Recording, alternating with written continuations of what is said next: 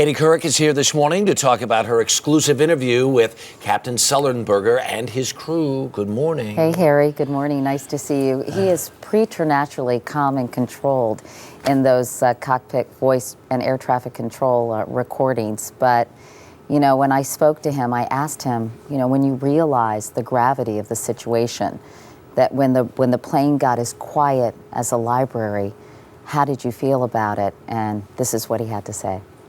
It was the worst, sickening, pit of your stomach falling through the floor feeling I've ever felt in my life. I knew immediately it was very bad. Did you think, how are we going to get ourselves out of this? No. My initial reaction was one of disbelief. It's so interesting to listen to those cockpit recordings yesterday. There's no chaos. There's no panic. There's no, sense of, oh my, there's kind of an absence. You see some of the cool there. I want to listen to some more of it now, and we'll come back and talk about it. Let's listen. Cactus 1529, turn right 280, you can land runway 1 at Teterboro. We can't do it. Okay, which runway would you like at Teterboro? We're going to be in the Hudson. We're going to be in the Hudson. I know. You know, I asked Sully, I said, even Mayday, and I don't think that's on these particular recordings, he even said Mayday in a calm voice. I said, how could anyone say Mayday and be sort of cool and collected about it? But if you look at his, resume, Harry, he was an Air Force fighter pilot. Right. He's been flying commercial planes for nearly 40 years.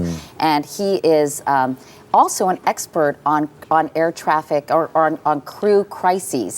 He's was a visiting scholar at UC Berkeley on that. He's written numerous technical papers. He's investigated accidents. So in many ways, he told me, his whole career has prepared him for this one terrifying moment. And I think he was quite nervous, but he had a lot to do, as did his co-pilot, Jeff Skiles, and they couldn't afford to get scared or be upset. At one point I said, did you pray?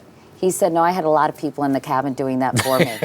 I was flying the airplane. Yeah. So he really is quite an extraordinary person. You were down on the west side the day that it happened. We were all down there, and subsequently got a chance to talk to some of the passengers. Right. But when you got together then to do this special for 60 minutes, you bring in Sully, you bring in the crew. What was that whole experience? Well, I thought it was really important. Steve Hartman had done a profile of one of the passengers, and we all thought it was very important, many of them, to get closure, because a lot of them have had some form of post-traumatic stress, even members of the crew, by the way.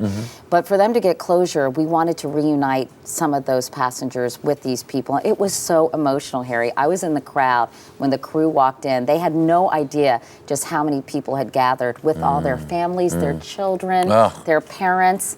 And when they walked in and the crowd applauded, it almost brought me to tears. It was so moving. Yeah. It really was. Even now, as just you run the story of the air traffic controller tapes, and you look at the picture of all of those people standing on the wings of the plane, and when so that iconic first ferry boat shows up, 4 minutes later, everybody comes away from this. Well, one of the things that Sully told me is, landing the plane was just half the battle. Clearly, with these frigid temperatures in the Hudson, they needed to get help right away. And by the way, the story the flight attendants tell is really fascinating. There's almost 2 different incidents in that plane. The back part of the plane landed first. It was very violent. The water was rising. And Doreen Welsh tells the story from her perspective, and it's pretty harrowing. Yeah, I'll bet. Can't not wait.